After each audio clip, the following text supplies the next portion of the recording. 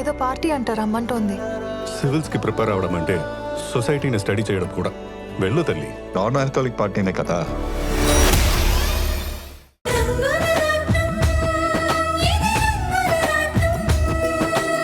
చూడరాణి,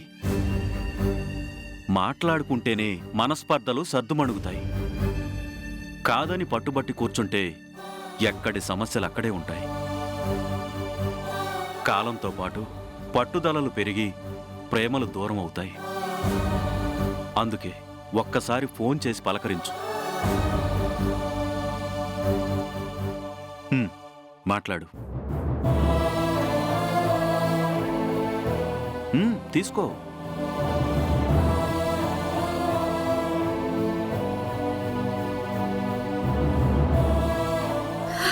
అంటే మీరు నన్ను అనుమానిస్తున్నారా?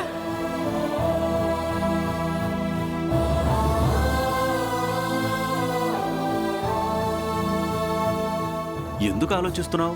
పర్వాలేదు, మాట్లాడు. చెయ్యకూడని తప్పులన్నీ చేశాను, అనకూడని మాటలన్నీ అన్నాను. ఏ మోహం పెట్టుకుని నన్ను ఫోన్ చేయమంటారు? ఏమని పలకరించమంటారండి? అది కాదు రాణి. తనతో మాట్లాడాలి అని మనసు లాగుతున్నా సరే తనతో మాట్లాడగలిగే ధైర్యం నాకు లేదండి.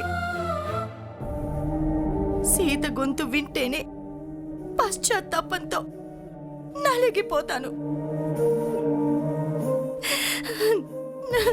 నా వల్ల కాదండి, తీసుకోండి.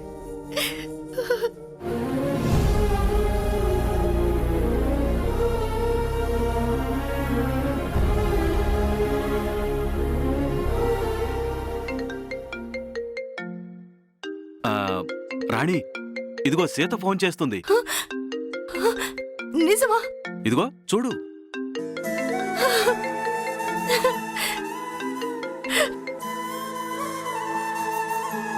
హలో, అమ్మా సీత. మావయ్య, అత్తమ్మ ఇంట్లోనే ఉన్నారా? నాకు ఒక్కసారి అత్తమ్మతో మాట్లాడాలనుంది. అత్తమ్మకి ఫోన్ చేద్దామని చాలాసార్లు ప్రయత్నించాను మావయ్య, కానీ అత్తమ్మ నాతో మాట్లాడుతుందో లేదో అని ఫోన్ చేయకుండా ఆగిపోయాను.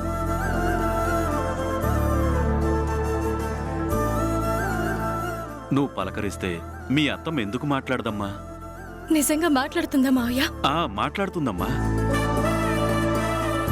ఒక్కసారి మాట్లాడించండి మావయ్య. అత్తమ్మ మాట వినకపోతే నాకు పిచ్చి పట్టినట్టు ఉంది. సీత అని అత్తమ్మ నోట్లో నుంచి వచ్చే ఆ పిలుపు వినకపోతే నాకు ప్రాణం పోయినట్టుంది మావయ్య. చూసావా ఎలా మాట్లాడుతుందో? ఒక్కసారి మాట్లాడించండి మావయ్య. అలాగేనమ్మా, లైన్లో ఉన్నా. చూసావా రాణి, సీతకు నువ్వంటే ఎంత ప్రాణమో. నీ పిలుపు కోసం ఎలా పరితపిస్తుందో చూడు. నువ్వు ఎన్ని మాటలన్నా సరే తనంతట తానే ఫోన్ చేసింది. మాట్లాడు రాణి, మాట్లాడు.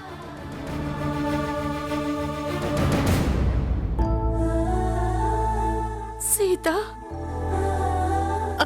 అత్తమ్మా.